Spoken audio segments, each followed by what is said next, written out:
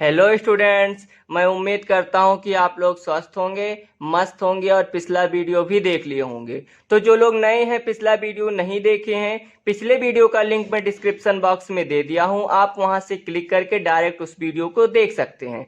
ठीक है, तो मेरे प्यारे प्यारे डियर स्टूडेंट्स, मैं हूं वेद प्रकाश मौर्य, आप देख रहे हैं ग्रामर हब। तो आज हम लोग स्टडी करेंगे फ्यूचर कॉन्टिन्यूअस टेंस के बारे में। ठीक है, तो सबसे पहले हम ये जान लेते हैं ये फ्यूचर कॉन्टिन्यूअस होता क्या है।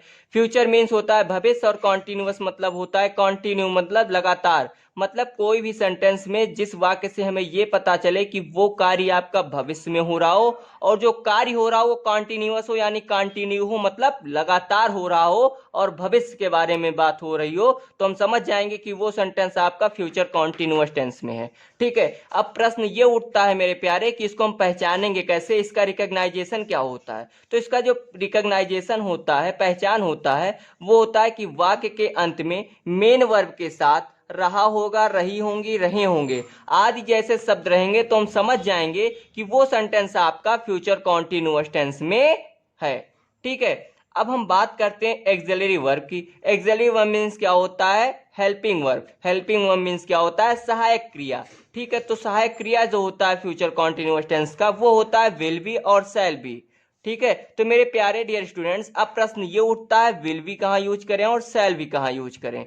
ठीक है, तो ये जो विल बी होता है, ये आपका जो है ऑल सब्जेक्ट के साथ यूज होता है। ठीक है, और जो सेल भी होता है ये सिर्फ और सिर्फ आई और वी के साथ यूज होता है। ठीक है, ये तो समझ में आ गया ना, विल बी और सेल भी कहाँ यूज करते हैं? विल बी ऑल सब्जेक्ट के साथ और सेल बी आई और वी के साथ। ठीक है, अब हम बात करते हैं अफर्मेटिव सेंटेंस के रूल के बारे में। ठीक है, तो अफर्मेटिव सेंटेंस का जो रूल होता है ट्रांसलेट करने का, वो होता है सबसे पहले सब्जेक्ट देन विल बी या सेल बी में से किसी एक का चुनाव, फिर उसके बाद में मेन वर्ब के साथ फर्स्ट फॉर्म के साथ आईएनजी लगेगा, then object, then other words लगेगा। ठीक है, जैसे एग्जांपल देखिए, मैं अपने भाई को पत्र लिख रहा हूँ। ठीक है, मैं अपने भाई को पत्र लिख रहा हूँगा। अब ये सेंटेंस देखिए, लास्ट में क्या है? रहा हूँगा। मैंने बताया अगर रहा हूँगा, रहे होंगे तो क्या होगा आपका? ये फ्यूचर कॉन्टिन्यूअस में होगा। ठीक है, तो ये तो कंफर्म हो गया कि फ्यूचर कॉन्टिन्यूअस में है। तो इसको ट्रांसलेट करने का जो रूल होता है वो होगा, सबसे पहले सब्जेक्ट आएगा।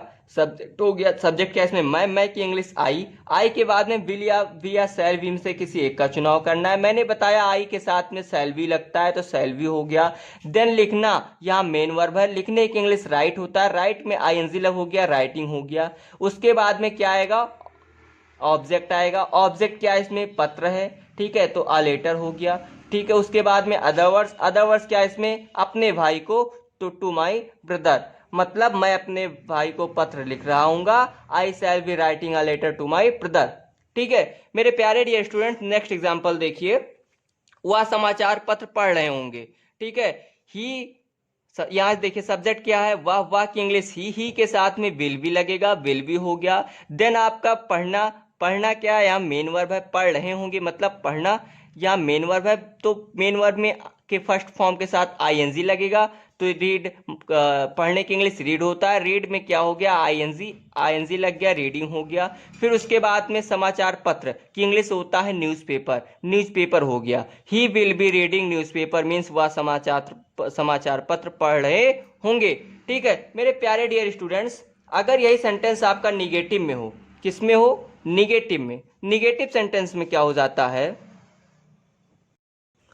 निगेटिव सेंटेंस में क्या होता है? बस कुछ नहीं होता है, विल बी या सेल बी के नॉट क्या लग जाता है? नॉट लग जाता है इसके बीच में।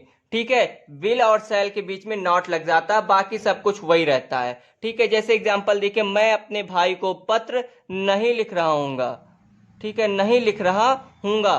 तो अब ये सेंटेंस देखिए, मैंने क्या बताया? सिर्फ और सिर्फ आपको जो है विल के बाद या सेल के बाद नॉट लगा देना है। तो मैंने क्या लिख दिया? सेल के बाद नॉट लगा दिया, बाकी सब कुछ वही रहेगा। I shall not be writing a letter to my brother means मैं अपने भाई को पत्र नहीं लिख रहा हूँ।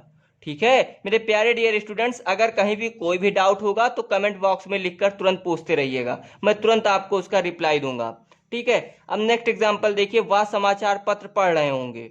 ठीक है, वह समाचार पत्र पढ़ रहे होंगे। अब मान लीजिए इसको निगेटिव में करेंगे तो क्या हो जाएगा, वह समाचार पत्र नहीं पढ़ रहे होंगे, यही होगा ना, नहीं पढ़ रहे होंगे। ठीक है, तो मैंने क्या बताया, सिर्फ और सिर्फ विल या शैल के बाद नॉट लगा देना। यहाँ विल है, इसके बाद हमने नॉट लगा दिया, बाकी सारा रूल सारा प्रोसेस वही होता है। He will not be reading newspaper means क्या हो जाएगा, वह समाचार पत्र नहीं पढ़ रहे होंगे। ठीक है मेरे प्यारे डियर स्टूडेंट्स, मैं अब भी कह रहा हूं, अगर कहीं भी कोई भी डाउट लग रहा होगा आपको तो आप लोग तुरंत कमेंट बॉक्स में लिखकर पूछते रहिएगा। ठीक है, तो अब हम बात करते हैं इसके इंट्रोगेटिव सेंटेंस के बारे में। ठीक है, तो इंट्रोगेटिव सेंटेंस का जो रूल होता है वो होता है, पहला कॉन्सेप्ट है इसका, जब सेंटेंस क्वेश्चन वर्ड से स्टार्ट हो, मतलब प्रश्नवाचक शब्द से स्टार्ट हो, तो क्या रूल लगता है, तो फिर जो एक्सल्टिव वर्ब होता है विल और शैल, ये पहले आ जाता है। ठीक है, उसके बाद में सब्जेक्ट देन बी का यूज होगा, देन मेन वर्ब के फर्स्ट फॉर्म के साथ आईएनजी लगेगा, then object, then other words लगेगा। ठीक है, जैसे एग्जांपल देखिए, क्या मैं नई पुस्तक खरीद रहा हूँगा। ठीक है, तो इसमें जो है मैंने क्या बताया कि ये जो आपका अगर क्वेश्चन वर्ड पहले होगा तो उसकी इंग्लिश नहीं लिखते हैं, उसके प्लेस पर विल या शैल का चुनाव करते हैं। तो विल और शैल का चुनाव कैसे होगा, मैंने बताया कि ऑलवेज जो एक्सल्टिव वर्ब होता है वो आपके सब्जेक्ट के अकॉर्डिंग ही लगता है। तो सब्जेक्ट क्या है इसमें, यहाँ मैं की इंग्लिश क्या होता है, आई के साथ में शैल लगता है, शैल हो गया। देन आपका क्या होगा, बी, मैंने क्या बताया वी होगा। देन मेन वर्ब में आईएनजी लगेगा, मेन वर्ब मतलब खरीदना, खरीदने की इंग्लिश क्या होगा, बाई, बाई में आईएनजी लग गया, बाइंग, बाइंग के बाद में नई पुस्तक, न्यू बुक्स हो गया। ठीक है, तो हो गया shall I be buying new books, मतलब मैं नई पुस्तक खरीद रहा हूंगा। ठीक मेरे प्यारे, समझ में आ गया ना। नेक्स्ट एग्जांपल देखिए, क्या वे सड़क पर खड़े रहे होंगे, क्या वे सड़क पर खड़े रहे होंगे। ठीक है, तो इसको जब ट्रांसलेट करेंगे तो ये क्या हो जाएगा, सबसे पहले विल या शैल का चुनाव करना है। यहाँ विल होगा, क्यों होगा, क्योंकि यहाँ सब्जेक्ट वे है, वे का इंग्लिश दे होता है और दे के साथ ऑलवेज विल का यूज होता है। ठीक है, विल हो गया, उसके बाद में वी लगेगा, उसके बाद में स्टैंडिंग, स्टैंडिंग के बाद में ऑन द रोड। ठीक है, ये हो गया will they be standing on the road means क्या वे सड़क पर खड़े रहे होंगे। ठीक है, नेक्स्ट एग्जांपल देखिए, क्या अध्यापक पढ़ा रहे होंगे। अब देखिए इसमें अध्यापक क्या है, सब्जेक्ट है, सब्जेक्ट द टीचर, टीचर आपका क्या है, मैंने क्या होता है आई और वी को छोड़ करके बाकी ऑल सब्जेक्ट के साथ में विल लगेगा। तो यहां देखिए अध्यापक है तो क्या होगा, द टीचर, टीचर के साथ क्या लगेगा, विल लगेगा, विल द टीचर, वी पढ़ाने की इंग्लिश, टीच होता है एनजी लग गया, टीचिंग हो गया। ये हो गया will the teacher be teaching means क्या अध्यापक पढ़ा रहे होंगे। ठीक है, तो मेरे प्यारे डी स्टूडेंट समझ में आ रहा है ना, अगर कहीं डाउट लग रहा होगा तो तुरंत कमेंट में लिखिए। अब देखिए नेक्स्ट कॉन्सेप्ट है आपका, अगर यही सेंटेंस निगेटिव में भी हो, किस में भी हो, निगेटिव में भी हो, तो क्या हो जाता है, तो कुछ नहीं होता मेरे प्यारे, बस सब्जेक्ट के बाद में नॉट लग जाता है। ठीक है, सब्जेक्ट के बाद में क्या लग जाएगा, नॉट लग जाएगा। जैसे क्या मैं नई पुस्तक नहीं खरीद रहा हूँगा, नहीं खरीद रहा हूँगा, तो ये क्या हो जाएगा, shall I not be buying new books. बस क्या करना है कि आपका जो है सब्जेक्ट के बाद में नॉट लगा देना है। ठीक है, ऐसे ही नेक्स्ट एग्जांपल देखिए, क्या वे सड़क पर नहीं खड़े रहे होंगे, नहीं हमने लगा दिया या निगेटिव में कर दिया, तो क्या हो जाएगा, मैंने बताया सिर्फ और सिर्फ सब्जेक्ट के बाद नॉट लगा देना, ये हो जाएगा will they not be standing on the road. ऐसे ही नेक्स्ट एग्जांपल देखिए, क्या अध्यापक नहीं पढ़ा रहे होंगे, क्या अध्यापक नहीं पढ़ा रहे होंगे, तो ये क्या हो जाएगा, will the teacher not be teaching. ठीक है मेरे प्यारे डियर स्टूडेंट, समझ में आ रहा है ना। अब देखिए ऐसे ही जो है आपका नेक्स्ट कॉन्सेप्ट है, नेक्स्ट कॉन्सेप्ट क्या है, नेक्स्ट कॉन्सेप्ट है कि जब सेंटेंस जो है में क्वेश्चन वर्ड बीच में हो, क्वेश्चन वर्ड कहाँ हो, बीच में हो, बीच में हो, तो क्या होगा। ठीक है, तो हो जाएगा आपका उसकी इंग्लिश लिख देते हैं, अगर क्वेश्चन वर्ड बीच में तो उसकी इंग्लिश लिखते हैं। जैसे यहाँ हमने क्या हटा दिया, क्या कि मैं नई पुस्तक क्यों खरीद रहा हूँगा, यहाँ हमने क्यों कर दिया। ठीक है, क्यों कर दिए, तो ये क्या हो जाएगा, ये आपका जो है सारा प्रोसेस वही होता है, बस इसकी इंग्लिश लिख देते हैं। कहाँ लिखते हैं, सबसे पहले लिखते हैं। ठीक है, सबसे पहले लिख देते हैं इंग्लिश उसकी। जैसे देखिए कि यहाँ क्यों की इंग्लिश क्या होता है, वाई हो गया, बाकी सब कुछ हो ही रहेगा, why shall I be buying new books means मैं नई पुस्तक क्यों खरीद रहा हूँगा। ठीक है, ऐसे ही नेक्स्ट एग्जांपल देखिए, क्या वे सड़क पर, क्या हमने हटा दिया, यहां लिख दिया वे सड़क पर क्यों, क्यों, या फिर यहां हमने कहां कर देता हूं, कहां, कहां, कहां खड़े रहे होंगे, तो ये क्या हो जाएगा वेयर, क्योंकि कहां की इंग्लिश क्या होता है, वेयर होता है ना, तो where will they be standing on the road means वे सड़क पर कहां खड़े रहे होंगे।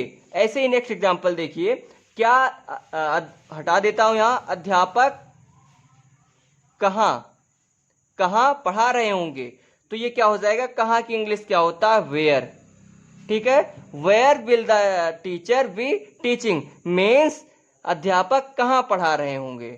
ठीक है मेरे प्यारे डियर स्टूडेंट्स, बस देखिए कॉन्सेप्ट सीखिए, बस थोड़ा थोड़ा चेंजेस होता है।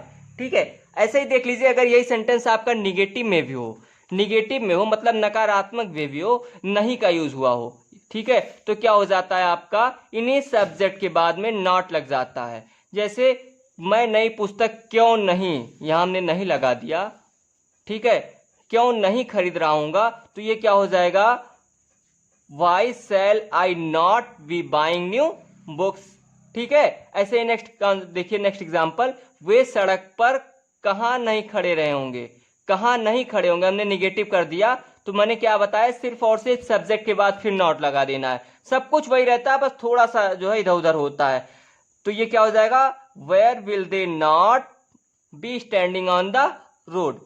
ठीक है, ऐसे ही नेक्स्ट एग्जांपल देखिए, अध्यापक कहां नहीं पढ़ा रहे होंगे, कहां नहीं पढ़ा रहे होंगे, तो ये क्या हो जाएगा, where will the teacher not be teaching. ठीक है मेरे प्यारे, समझ में आ गया ना। अब हम मिलते हैं आपको नेक्स्ट वीडियो में नेक्स्ट टॉपिक के साथ। अगर कहीं भी कोई भी डाउट होगा तो कमेंट बॉक्स में लिखकर तुरंत पूछ लीजिएगा, आपको रिप्लाई मिल जाएगा। तो अब हम मिलते हैं आपको नेक्स्ट वीडियो में नेक्स्ट टॉपिक के साथ। तब तक आप मस्त रहिए, मुस्कुराते रहिए और मन लगाकर पढ़ते रहिए। ठीक है, जय हिंद, जय भारत।